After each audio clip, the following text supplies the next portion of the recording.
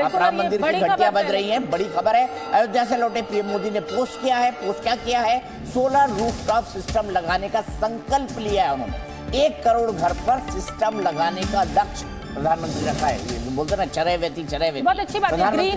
Green energy, solar से green energy, और आप बिजली का बिल कितना बचाएंगे। और अगर बिजली बच जाती है तो आप उसको पड़ोस के बिजली स्टेशन में बेच के पैसे भी कमा सकते हैं। बिल्कुल। दानिश कुरैशी जी, अब तो तारीफ कर दीजिए। चलिए, राम मंदिर का बनना आपको राजनीति लग रहा है, वो पूजा पाठ आपको राजनीति लग रहा है, लेकिन अब तो सोलर रूफटॉप लगाने की बात 1 करोड़ घरों पर प्रधानमंत्री कर रहे हैं। इससे तो खुश है ना? देखिए, मैं तो ये कह रहा हूँ, सुनिए, मैं जो हूँ शोभना जी, मोदी जी को बहुत अच्छे से हमने तो देखा है। मैं प्रॉपर गुजरात से हूँ, शायद दीपक भाई भी यहाँ रहे। दानिश कुरैशी जी के वोट को जो है गुजरात की जनता के वोट के ऊपर माना जाना चाहिए। अगर 1 लाख वोट मोदी जी को मिल रहे हैं गुजरात की जनता में, तो दानिश कुरैशी का अकेले का वोट 1,01,000 होना चाहिए। क्यों दानिश कुरैशी जी? प्रजातंत्र जाग जाएगा उस वक्त।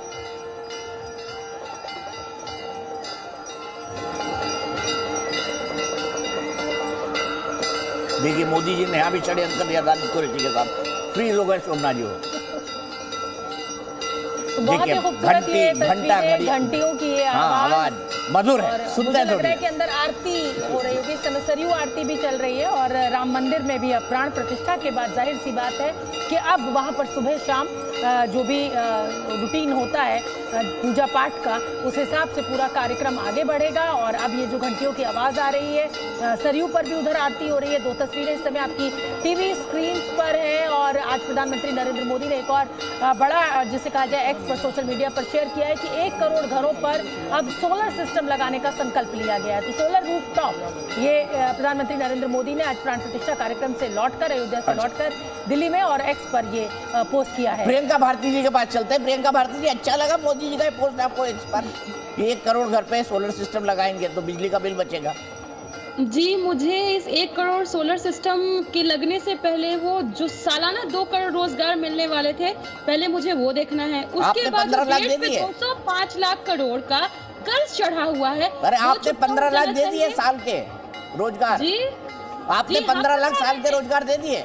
हम बता रहे हैं, आप राम की बात कर रहे हैं। राम के जो आधार हैं, राम के जो विचार हैं, राम की बात मैं तो आपसे पूछ रहा हूँ, आपने कितने रोजगार दिए नीतीश कुमार तेजस्वी यादव की सरकार बनने के बाद?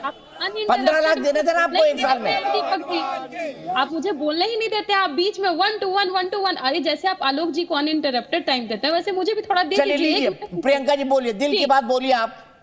देखिए, जितने कहा जाता है पिछले 4 महीनों के भीतर में 2.5 लाख से 3 लाख रोजगार मिले हैं बिहार में। उसके अलावा 94 लाख लोगों को जो गरीब हैं अक्रॉस द कास्ट, चाहे वो अपवर्ड कास्ट हो, चाहे वो लोअर्ड कास्ट हो, या चाहे वो SC हो, ST हो, ST हो, BC जो भी हो, 94 लाख लोगों को हम 2 लाख रुपए देने जा रहे हैं ताकि वो स्वरोजगार कर पाए। उसके अलावा हम आपको बता रहे हैं, राम जानकी, श्री राम जानकी नाम का हमने अस्पताल और कॉलेज दोनों खोला है। रवि, आपको तेजस्वी जी का वो याद होगा कि पैर कटेगा तो मंदिर जाओगे या कहाँ जाओगे, तो पैर कटने के बाद जहाँ जाने पड़े अस्पताल, वो हमने खोला। तो आप बताइए, जो 205 लाख करोड़ का कर्ज भारत सरकार लिए हुआ, IMF का डेटा, वो कब चुकाएगी? और आप कह रहे थे ना कि राम जी पहले पन्ने पर संविधान के, तो राम जी को भी संविधान के हिसाब से ही चलना होगा इस देश में। अच्छा, राम जी संविधान के हिसाब से चलेंगे। प्रियंका भारती जी गजब है, गजब है प्रियंका जी, गजब है। आप कैसी बातें सही है। राम